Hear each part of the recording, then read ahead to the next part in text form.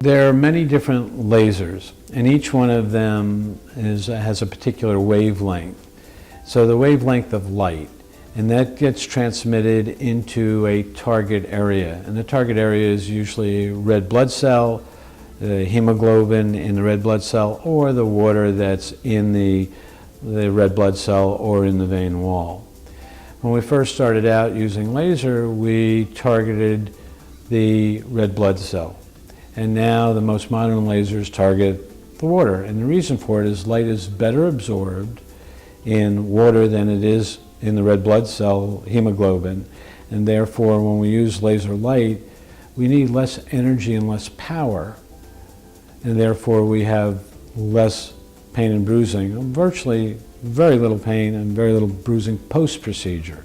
Whereas before, when we were using laser, the hemoglobin-based lasers or the red blood cell-based laser, there was more pain and bruising. But in any stretch of the imagination is much, much less than when we used to do surgery. You can expect a couple of things from this procedure. One, you're going to feel much better. Your legs should feel less tired, less achy at the end of the day.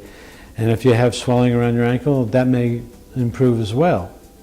From an appearance point of view, if we were not to do anything with your varicose veins at that time, they would decrease in size and some of them would disappear.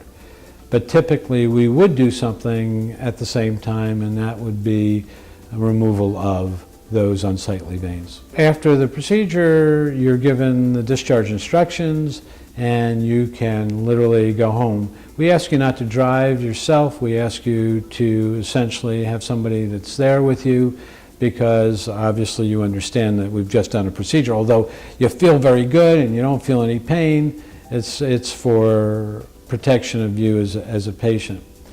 So you can be dropped off at work. I have patients that see me and go back to work that same day, but the majority of patients I ask to at least take it that day and go back to work the next day or the following day.